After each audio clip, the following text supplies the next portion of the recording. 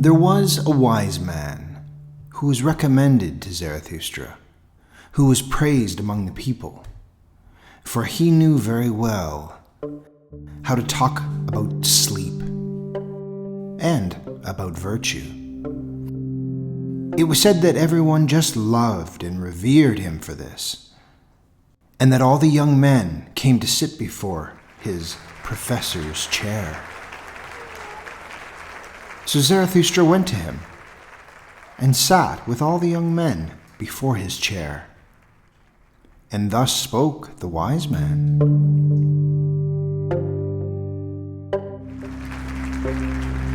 One must have honor and shame in the face of sleep.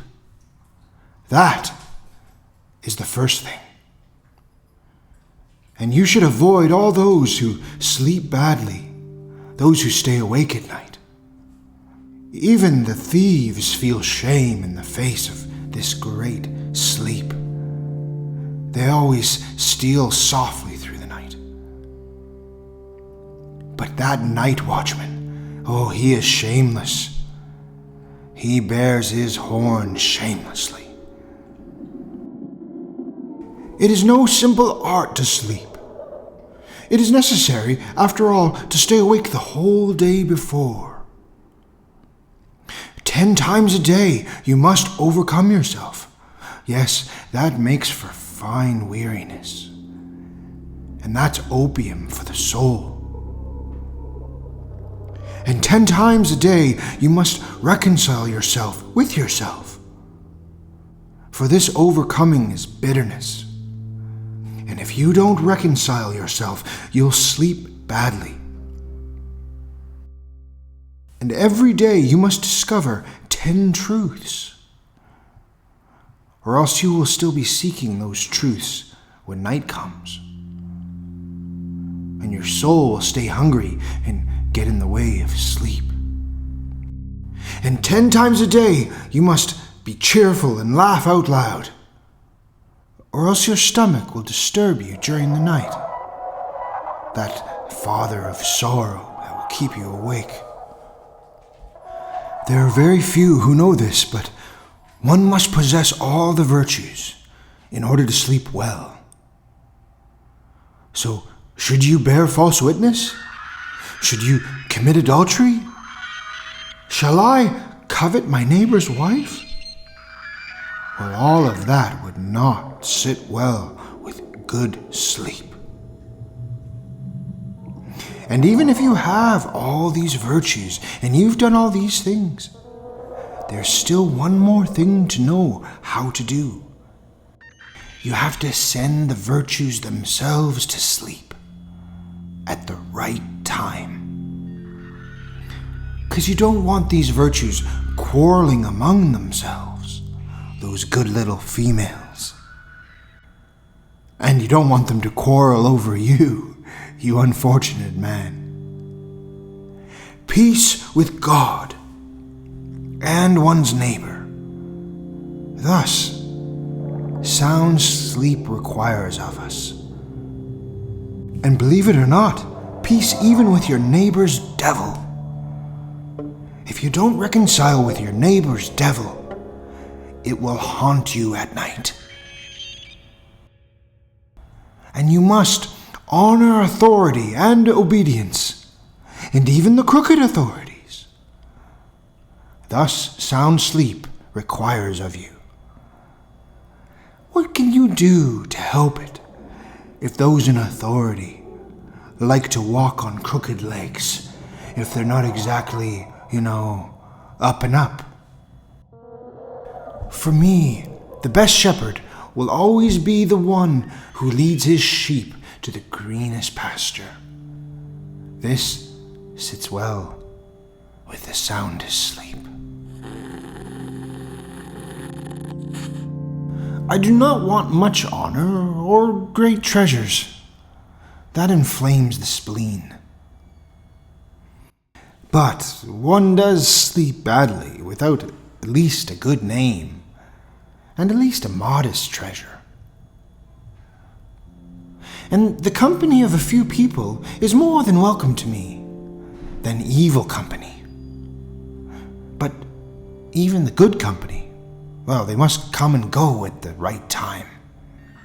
Yes, this sits well with the soundest sleep. And most pleasing to me are the poor in spirit, for they promote sleep.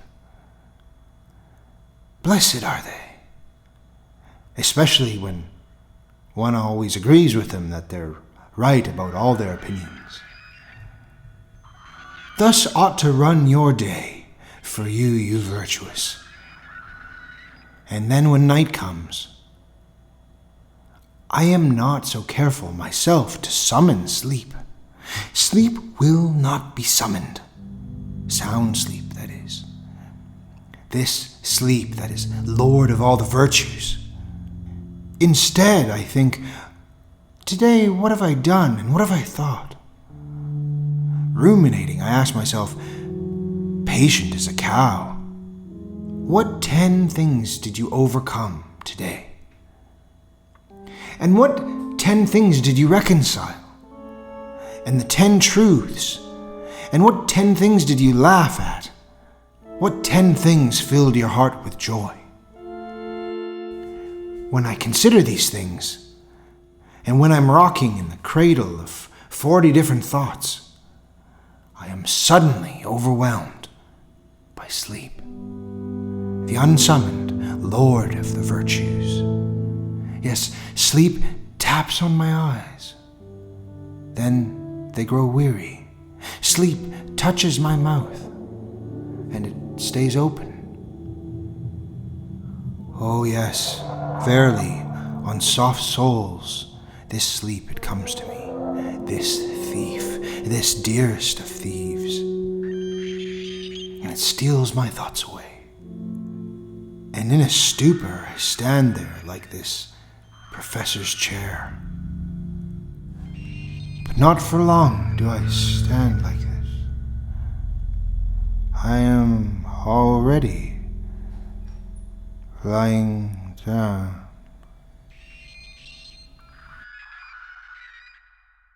When Zarathustra heard the wise man speak thus, he laughed in his heart. For a thought had just dawned upon him, and he spoke thus to his heart. What a fool this wise man is, with his 40 thoughts.